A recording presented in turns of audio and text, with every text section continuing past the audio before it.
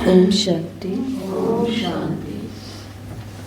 तो एक व्यक्ति जो अपने बहुत सारी परेशानियों के कारण चिंता में था, वो एक ज्योतिषी के पास जाता है और ज्योतिषी को जाकर के बोलता है कि मुझे बहुत बहुत ज़्यादा चिंता है, तो मुझे अब सही मार्ग बताओ कि मुझे क्या करना चाहिए। तो ज्योतिषी उसको पथ प्रदर्शन करता है, रास्ता बताता है एक गुरु का, कि तुम्हें वहाँ गीता पाठशाला में जहाँ गीता सुनाई जाती है, सिखाई जाती है, तो तुम्हें वहाँ जाना चाहिए। वहाँ तुम्हें वो गुरुजी मिलेंगे और वो तुम्हें बताएंगे कि इन परेशानियों के बीच में भी बिना चिंता के कैसे रहे, या ये चिंताएं कैसे ख़त्म हो जाए। तो वो जाता है उस गुरु के पास, उस गुरु को जाकर के बोलता है कि मुझे आप मार्ग बताएं कि मेरी ये परेशानियाँ, ये चिंताएं ख़त्म कैसे हो जाएं। तो वो व्यक्ति गुरु कहते हैं कि 3 महीने चाहिए।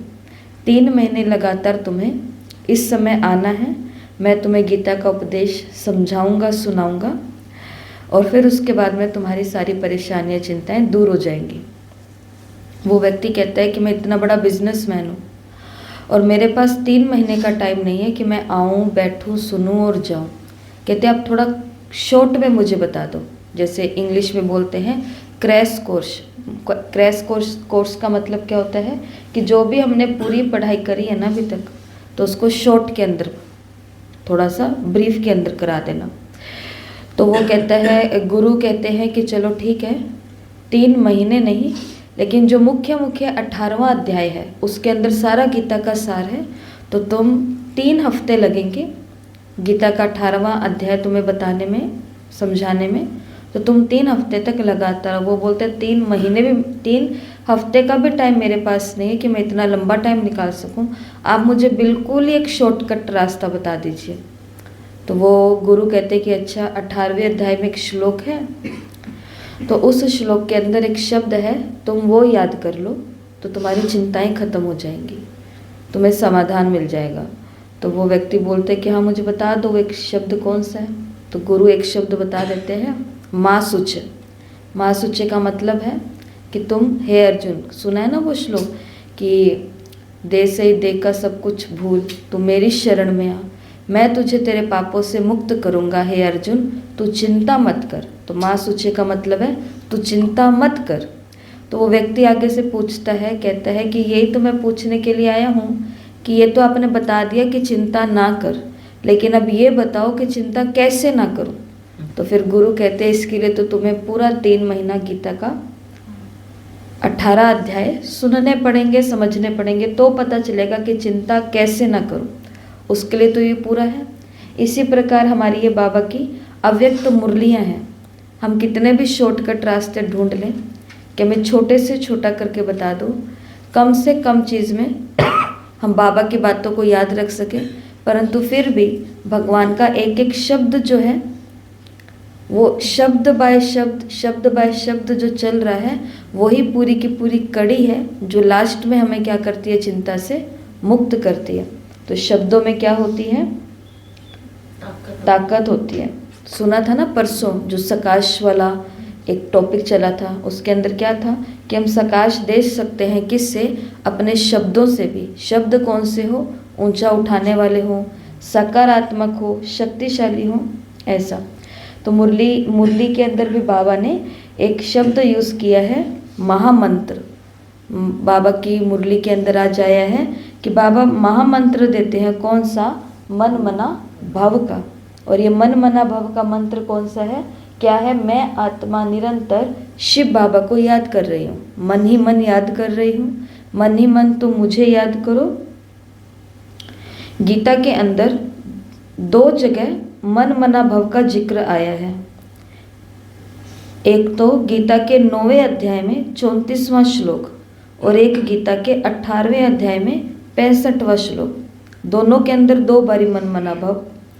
तो ये तो संस्कृत में लिखा हुआ है, परंतु हिंदी में इसका अर्थ क्या है वो हम सुनते हैं। तो 9वें अध्याय के अंदर 34वां जो श्लोक है, वहाँ पर मन मना भव आता है। तो उसमें कहा है, मुझ में मन वाला हो, मेरा भक्त बन, मेरा पूजन करने वाला हो, मुझको प्रणाम कर, इस प्रकार आत्मा को मुझ में नियुक्त करके मेरे परायण होके तुम मुझको प्राप्त कर सकते हो। परायण का मतलब बिल्कुल मेरी शरण में आके, कि मन भी किस में है, उसमें है, भगत भी किसका हूँ, उस एक का हूँ, पूजा भी किसकी कर रहा हूँ, उसको कर रहा हूँ, प्रणाम भी किसको कर रहा हूँ, उसी को कर रहा हूँ। इस प्रकार आत्मा को मुझ में नियुक्त करके आत्मा को भगवान के अंदर बिजी कर दिया, नियुक्त कर दिया। मेरे परायण होकर के तुम मुझको प्राप्त कर सकते हो। फिर 18वें अध्याय के अंदर मन मना भव आता है, तो उसका मतलब है, हे अर्जुन, तुम मुझ में मन वाला हो, मेरा भगत बन, मेरा पूजन करने वाला हो और मुझको प्रणाम कर। ऐसा करने से तू मुझे ही प्राप्त होगा। ये मैं तुझसे सत्य प्रतिज्ञा करता हूँ, क्योंकि तू मेरा अत्यंत प्रिय है। अर्जुन से भगवान क्या कर रहे हैं? प्रतिज्ञा कर रहे हैं। अर्जुन से भगवान प्रतिज्ञा कर रहे हैं, व्रत ले रहे हैं कि अगर तू ऐसा करेगा ना, मेरा ही भगत बनेगा, मुझ में ही मन वाला होगा, मेरे पूजन और मुझे प्रणाम करने वाला होगा, तो तू मेरा अत्यंत प्रिय है। और मैं सत्य प्रतिज्ञा करता हूँ क्या? कि तू मुझे प्राप्त हो जाएगा। प्राप्त होने का मतलब, भगवान मिल जाने का मतलब क्या है?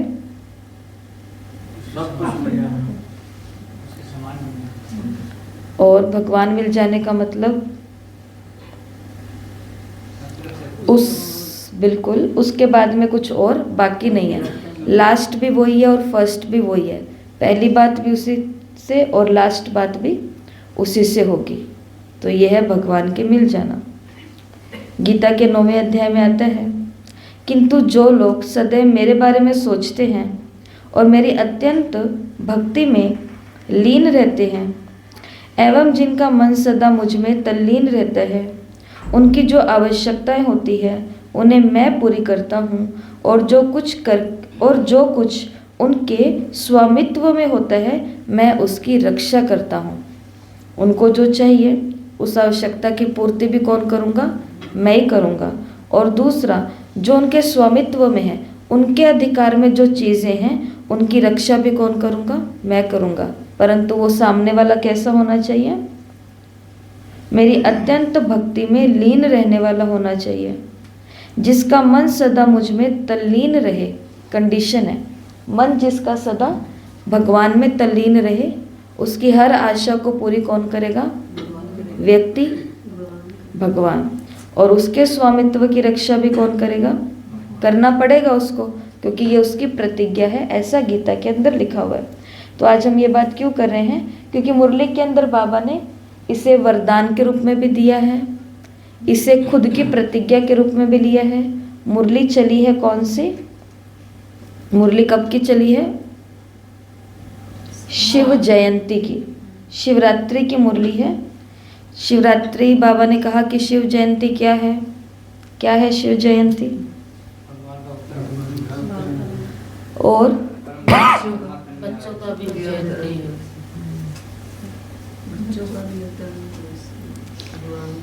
तो आज विशेष बाप अपने सालिग्राम बच्चों का बर्थडे मनाने के लिए आए हैं। बर्थडे है किसका? शिव बाबा का।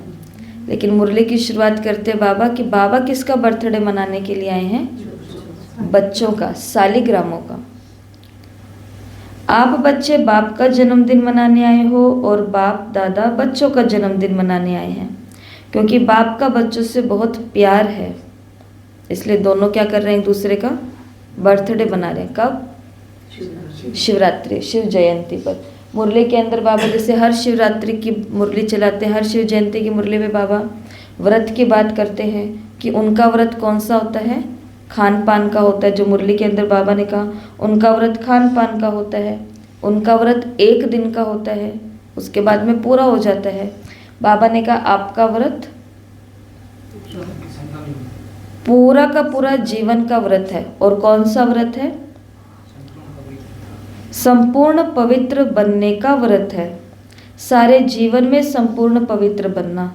वो खाने का व्रत रखते हैं, आपने भी मन के भोजन, व्यर्थ संकल्प, नेगेटिव संकल्प, अपवित्र संकल्पों का व्रत रखा है। तो सभी ने पक्का व्रत रखा है ना मन में। बाबा ने कहा वो वाले खाने पीने वाला नहीं।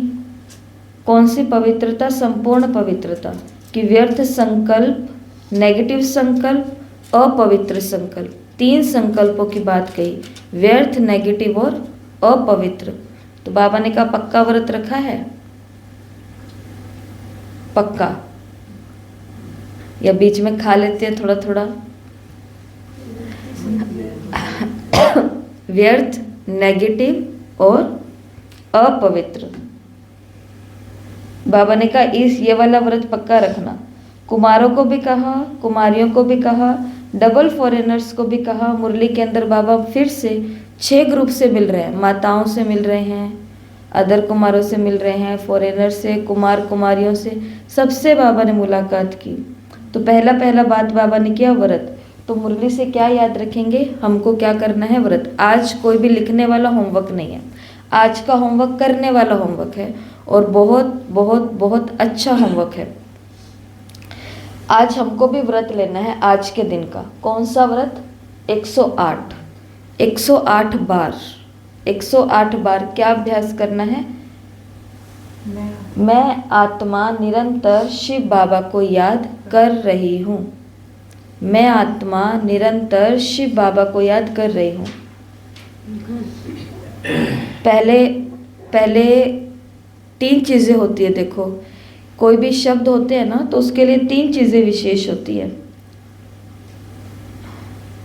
एक होता है सबसे पहले संकल्प करना, किसी भी मंत्र के लिए, किसी भी मंत्र का जाप करना है। मंत्र किसको बोलते हैं? मन को जो त्राण देता है, मन में जो ऊर्जा भरता है, वो चाहे संस्कृत का है, वो चाहे हिंदी का है, वो चाहे इंग्लिश का है, कोई भी है, उसके अंदर शक्ति कब आती है?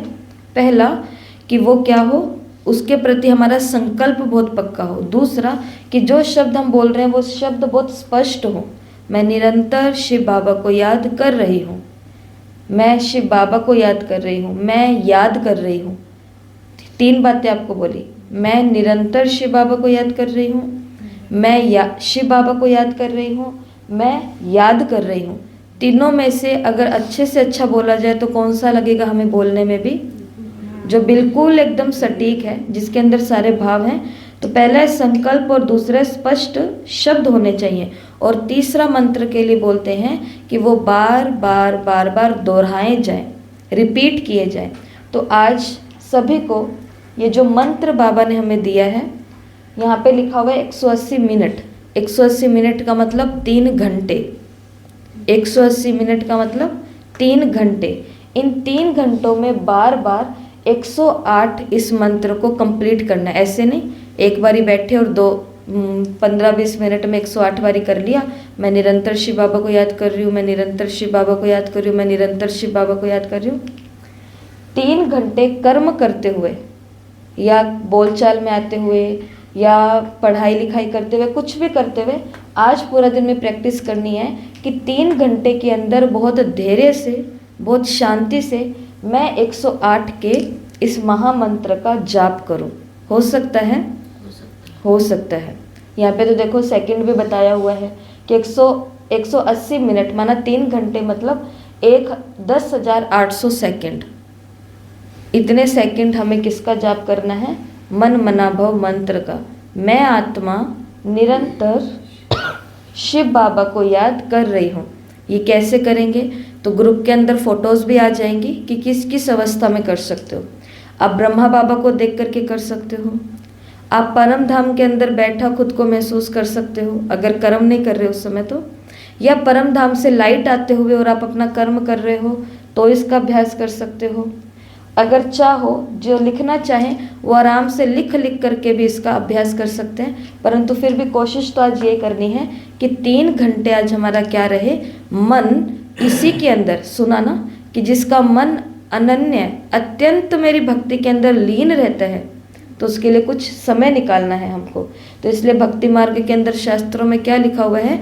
108 बार जाप करो, 16,000 बार जाप करो, या फिर 108 फेरी निकालो, 9 बार ये माला फेरो, 11 बार ये माला फेरो। वहाँ पर काउंटिंग के अंदर बांधा हुआ है। उसका कारण यही है कि निरंतर समय के अंतराल में खुद को बांधने से हम लंबा अनुभव कर सकते हैं। तो आज की मुरली में जो व्रत और महामंत्र की बात हुई है, उस दोनों काम को हम कैसे करेंगे प्रैक्टिकल में। बाकी बाबा ने व्रत कौन सा लेने के लिए बोला है? संपूर्ण पवित्रता। इसका मतलब 3 बातों का भोजन नहीं खाना हमको। कौन सा भोजन नहीं खाना? क्योंकि मन तो भगवान को याद करेगा ना, और इस मन के अंदर अगर व्यर्थ संकल्प डाले, नेगेटिव संकल्प डाले, या फिर अपवित्र संकल्प डाले, तो हमारा व्रत खंडित हो जाएगा। तो आज एक काम तो ये करना है। दूसरा काम क्या करना है कि किसी भी आत्मा को देखना है, ये भी व्रत है संपूर्ण पवित्रता का। तो आज पूरा दिन आत्मिक दृष्टि रखनी है। आज कोई भी शरीर नहीं दिखना चाहिए। कोशिश क्या करनी है? आत्मिक दृष्टि रखनी है। और उसके लिए क्या क्या चिंतन करना है? कभी तो उसको ज्योति रूप में देखो, कभी उसको स्टार के रूप में देखो, कभी उसको चैतन्य बीज के रूप में देखो, और कभी डॉट या फिर पॉइंट ऑफ लाइट के रूप में देखो। 4 बातें बताई कि आज पूरा दिन जिन भी आत्माओं के संपर्क में आएंगे, जिन भी संबंधों के संपर्क में आएंगे, उनके फेस को देखते हुए भ्रिकुटी के बीच में चमकती हुई आत्मा को देखने का व्रत लेना है। 2 व्रत है, एक तो महामंत्र का जो हमको ये करना है, और दूसरा व्रत कौन सा लेना है? आत्मिक दृष्टि। यहाँ पर लिख दो, आत्मिक दृष्टि। तो आत्मिक दृष्टि का व्रत लेना है। तो किसी के भी फेस को देखेंगे, सबसे पहले हम सामने वाले का क्या देखते हैं? चेहरा ही तो देखते हैं। फेस को देखते ही क्या याद आ जाना चाहिए कि या तो ये ज्योति है, स्टार है, बिंदी है, बीज है, जो भी आप अनुभव करना चाहो, पर सामने वाले को देखना किस रूप में है? आत्मिक दृष्टि से ही देखना है। तो ये आज का प्रैक्टिकल काम है, मंत्र का, व्रत का और मंत्र का। फिर बाबा ने मुरली के अंदर बलि चढ़ने की बात कही है। कौन सी बलि? मुरली की शुरुआत के अंदर ही है, शिवरात्रि पर बलि चढ़ते हैं। बाबा ने बलि चढ़ाते हैं। बाबा ने कहा वो वाली बलि चढ़ाते हैं। और आप कौन सी बलि चढ़ाते हो? मैं की। बाबा ने कहा ये जो भी विशेषताएं हैं, ब्राह्मण जीवन की जो भी प्राप्तियां हैं, ये सभी प्रभु की देन है। सब प्रभु प्रसाद है, सब प्रभु देन है। तो दाता को भूल लेवता को याद करें। प्रसाद कभी किसी का पर्सनल नहीं होता, प्रसाद हमेशा प्रभु का होता है। प्रसाद किसी का भी पर्सनल नहीं होता, प्रसाद प्रभु का। बाबा ने कहा हाँ, सहयोग अच्छा मिलता है, ये अच्छी बात है, लेकिन सहयोग दिलाने वाला दाता जो है ना, उसको नहीं भूलो। तो पक्का बर्थडे का व्रत रखा है।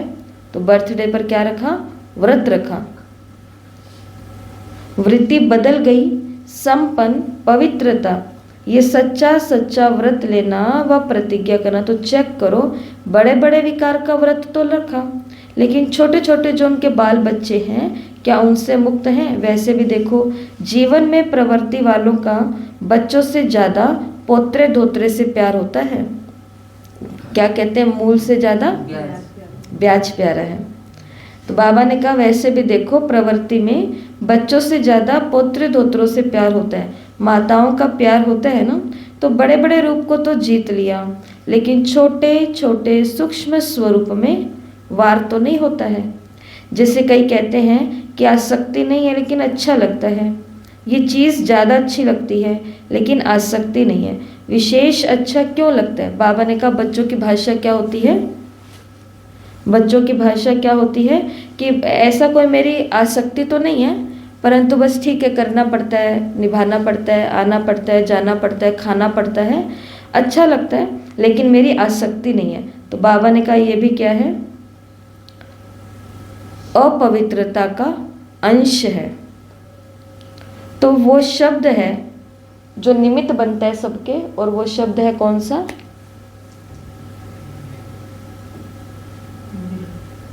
मैं। तो बाबा ने कहा इसकी क्या चढ़ा दो? बलि चढ़ा दो। भगत बलि चढ़ाते हैं आज के दिन, लेकिन आप आज के दिन जो भी हद का मैंपन हो उसको बाप को दे करके समर्पित करो। ये नहीं सोचो करना तो है, बनना तो है। बाबा ने कहा तो नहीं करना। समर्थ हो और समर्थ बन करके अब इसको समाप्त करो। किसको? मैंपन को। बाबा ने कहा इस मैं की बलि चढ़ाएंगे ना तो 21 जन्म की प्राप्ति है इस एक बलि के पीछे। और कौन सी, और बाबा ने कहा ये बलि चढ़ाने में थोड़ी मेहनत लग सकती है, लेकिन मोहब्बत में होंगे तो सहज ही बाबा ने कहा इसकी बलि चढ़ जाएगी। मेहनत से मुक्त हो जाओ, जहाँ मोहब्बत है वहाँ मेहनत नहीं, और जहाँ मेहनत है वहाँ मोहब्बत नहीं। तो बाप दादा सहज पुरुषार्थी भव का वरदान दे रहे हैं। और मुक्त होने का साधन, मुक्त होने का साधन क्या है? बलि चढ़ानी है किसकी? मैं की। और इस मैं से मुक्त होने का साधन क्या है? तेरा बाबा का सब कुछ। सब कुछ बाबा का। और बताओ मैं से मुक्त होने का साधन क्या है?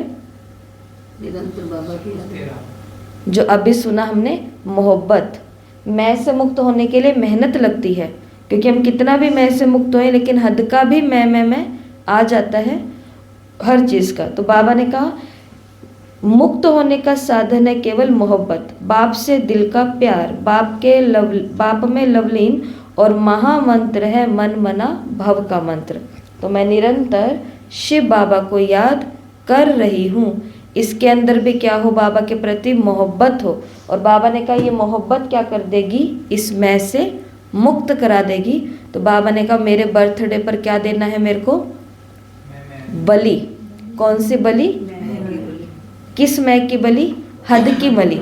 हद की मैं की बलि कि ये मेरी विशेषता है, ये मेरी काबिलियत है। तो बाबा ने कहा आपका नहीं है, ये क्या है? प्रभु का प्रसाद है। और कोई से हमें सहयोग भी मिलता है तो वो भी क्या है? प्रभु का प्रसाद है। तो ये मंत्र जो है ना, ये यंत्र का काम करेगा। तो आज ये 180 मिनट के लिए क्या करना है? इस मंत्र को यूज़ करके देखना है कि कैसे ये यंत्र का काम करता है। ठीक है, फिर बाबा की ये मुरली चली है, चलिए जिसमें बाबा ने गिफ्ट की भी बात की है। और गिफ्ट वही है कि बाबा के स्नेह के अंदर ये बलि चढ़ो। और यही बाबा ने कहा वरदान। वरदान क्या है? दुआएं लेना और देना। इसी की यादगार में बाबा ने कहा आप वो शिवरात्रि पर झंडियाँ लगाते हो, इसी की यादगार में। फिर आगे बाबा ने कुमारियों से मुलाकात की। तो शॉर्ट के अंदर बता देती हूँ। इसमें बाबा ने विशेष कुमारियों को ये बोला कि एक कुमारी 100 ब्राह्मणों के बराबर है। तो बाबा ने कहा 1 साल के अंदर 100 ब्राह्मणों को तैयार करके लाना है। तो कुमारियों ने कहा कि हाँ बाबा लाएंगे। तो बाबा ने कहा कि अच्छा 6 महीने के बाद रिजल्ट भेजना कि 50 ब्राह्मण तैयार हो गए हैं। ऐसा कुमारियों के लिए बाबा ने बोला। फिर कुमारों के लिए बाबा ने बोला कि कुमार क्या करते हैं? डबल काम करते हैं, दुनिया के हिसाब से भी और ब्राह्मण जीवन के हिसाब से भी। तो डबल काम करना पड़ेगा दृढ़ संकल्प से। माताओं के लिए बाबा ने विशेष बोला एक ही शब्द कि माताओं में उमंग उत्साह अच्छा है। शिवरात्रि को मनाने के लिए क्या चाहिए? यही तो साधन चाहिए, उमंग उत्साह है। तो भगवान का बर्थडे कैसे मनाएंगे? धूमधाम से मनाएंगे, बढ़िया बनाएंगे। और इसके लिए बाबा ने माताओं को याद किया। फिर आगे अदर कुमारों के लिए, दुनिया वाले अदर का समझते हैं कि अदर कुमार जीवन बहुत मुश्किल है, लेकिन आप सभी ने मुश्किल को सहज बना दिया। बस सिर्फ अपना अनुभव सुनाते जाओ, ऐसे मुश्किल को मिटा सकते हो। मुश्किलें कभी भी कम नहीं होती, मुश्किल हर दिन बढ़ती है। परंतु मुश्किल कम कब होगी? जब जो प्राप्तियां हुई है वो अनुभव हम सुनेंगे, सुनाएंगे। गृहस्थी से क्या बन जाओ? ट्रस्टी। किसको कहा? अदर कुमारों को कहा। माताओं को क्या कहा? उमंग उत्साह है। कुमारों को क्या कहा? डबल सेवा करते हैं। और कुमारियों को क्या कहा? 100 के बराबर है। इसका मतलब 100 ब्राह्मण तैयार करने हैं। युगल, युगलों को बाबा ने कहा, युगलों को बाप दादा कहते हैं ये युगल फूल समान, कमल फूल समान न्यारे और प्यारे हैं। रहते भी साकार में, आपस में, परिवार में हैं, लेकिन मन से सदा बाप के साथ रहते हैं। सेंटर निवासियों को बाबा ने कहा ईश्वरीय लव चुंबक है। तो आपके पास ईश्वरीय लव का चुंबक है। किसी भी आत्मा को ईश्वरीय लव के चुंबक में बाप का बना सकते हो। बाप दादा सेंटर पर रहने वालों को विशेष दिल की दुआएं देते हैं, जो आप सभी ने विश्व का नाम बाला किया। कौन सा नाम बाला किया? कि कोने कोने में ब्रह्मा कुमारी इसका नाम है। इतने सारे सेंटर खुले हैं तभी तो कोने कोने में नाम हुआ है ना, और सेंटरों में बैठने वाले आए हैं तभी नाम हुआ है। तो ये बाबा ने कहा। और लास्ट में सेवा का टर्न राजस्थान और यूपी का है, तो बहुत सारे आए हैं और बहुत सारे बाबा ने इस लश्कर को देख करके बोला कि सभी को क्या बन करके जाना है, संतुष्ट मणि बन करके जाना है। राजस्थान और यूपी वालों को संतुष्ट मणि बन करके जाना है। माताओं के लिए बाबा ने, राजस्थान और यूपी की माताओं के लिए फिर से बोला बाबा ने कि माताओं की विशेषता होती है क्या, कि माताएं जिस भी स्थान पर होती हैं वहाँ का भंडारा और भंडारी भरपूर रहती है, कमी नहीं रहती, क्योंकि माताएं जो है वो भंडारे के अंदर भी और भंडारी के अंदर भी पूरी करके सफली करती रहती है। तो देखो हाल की रौनक कौन बढ़ाता है, आप बच्चे बढ़ा रहे हो ना। तो ऐसे ये मुरली चली है। फिर लास्ट में बाबा ने दादी से मुलाकात की है। तो विशेष 69th शिव जयंती है। अभी वाली शिव जयंती कौन सी है? 89। और उस समय कौन सी थी? 20 साल पहले की ये मुरली है। और इस मुरली में आज का विशेष काम हमें यही करना है, क्योंकि मुरली हमें पता है शिवरात्रि की क्या चलती है। शिवरात्रि की मुरली में बाबा और मुरलियों में तो बाबा ने पूरा फूल के बारे में बताया है कि कौन से फूल चढ़ाते हैं, जल कौन सा चढ़ाते हैं। इस मुरली के अंदर हमको विशेष यही बात याद रखनी है। मुझे बता दो आज क्या काम करना है सभी को? 103 घंटा तक व्रत कौन सा है? बाबा को याद कर रही हूँ। व्रत के अंदर आज ये रखो, हाँ, व्रत के अंदर ये याद रखो कि हमें क्या देखना है, आत्मिक दृष्टि से ही आज सबको देखने का व्रत है, आज ही करना है। हमारी शिवरात्रि सोचो जो चली है वो आज ही की है, तो आज हमको सबको आत्मिक दृष्टि से देखना है। बाबा ने मुरली के अंदर, मुरली से ये विचार निकला है कि आत्मिक दृष्टि से कैसे देखेंगे सामने वाले को। तो सबसे पहले क्या देखेंगे? उसका चेहरा। चेहरे को देखते क्या सोचना है कि या तो ये ज्योति है, या ये स्टार है, या ये बीच है, या ये बिंदी है, पॉइंट ऑफ लाइट है। चारों में से जो भी बात अच्छी लगे। आज पूरा दिन ये व्रत है। मंत्र कौन सा है? मन मना भव का। क्या? मैं निरंतर शिव बाबा को याद कर रही हूँ। इसके साथ क्या करना है एक्सपेरिमेंट? आनंद 3 घंटों के अंदर, 3 घंटे का टाइम से, जैसे अब शुरू होगा 3 घंटे, 8 बजे मुरली पूरी होगी, उससे लेकर के 11-12 बजे तक समझो 3 घंटे हो गए ना। तो उन 3 घंटों के अंदर पूरी की पूरी कोशिश करनी है कि मन के अंदर व्यर्थ भोजन नहीं डालना, नेगेटिव भोजन नहीं डालना और अपवित्र भोजन नहीं डालना। मन में सिर्फ एक ही संकल्प रखना है, मैं निरंतर शिव बाबा को याद कर रही हूँ। 180 मिनट 3 घंटे 10,800 सेकंड। ये है आज का मंत्र का व्रत। मंत्र का ये व्रत है। फिर बलि कौन सी चढ़नी है? मैं की बलि। लेकिन बाबा ने कहा इस बलि के अंदर मेहनत है, और ये मेहनत खत्म करने का साधन क्या है? जैसे किसी भी स्थान पर जाना है, हमें यहाँ से उस गांव तक जाना है, तो यहाँ से उस गांव तक पैदल जाएंगे तो मेहनत है ना। लेकिन अगर कोई साधन मिल जाएगा तो कोई मेहनत नहीं है। इसी प्रकार से बाबा ने बोला हद के मैं की बलि की जो विशेषताएं गुण हैं वो प्रभु का प्रसाद भूल जाते हैं तो मैं आता है।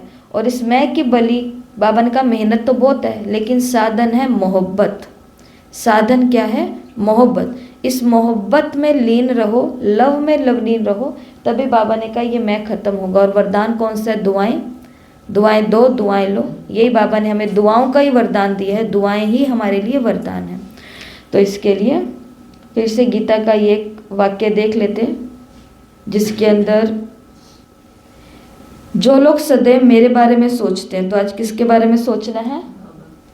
जो सदैव, वैसे तो सोचते बाबा के बारे में ही है, परंतु शब्द जो तीनों बातें आपको बताए कि संकल्प कर लिया मुझे 3 घंटे तक करना है, और शब्द हमने पकड़ लिया कि मैं निरंतर शिव बाबा को याद कर रही हूँ, और लास्ट के अंदर कितनी देर तक करना है? 108 बार करना है मुझे। तो जब ऐसे हम बंध जाते हैं तो बाबा ने तो फिर इस गीता के 9वें अध्याय के 22वें श्लोक में लिखा हुआ है कि जो लोग मेरे बारे में सोचते हैं और मेरी अनन्य भक्ति में लीन रहते हैं एवं जिनका मन सदा मुझ में तल्लीन रहता है, उनकी जो भी आवश्यकताएं हैं वो मैं पूरी करता हूँ और उनके स्वामित्व में जो भी है मैं उसकी रक्षा करता हूँ। ठीक है, तो ये है आज की मुरली। ओम शांति। नहीं, कर्म करते हुए करो, बैठ के करो तो भी बहुत अच्छा है। तो फिर गिनती मत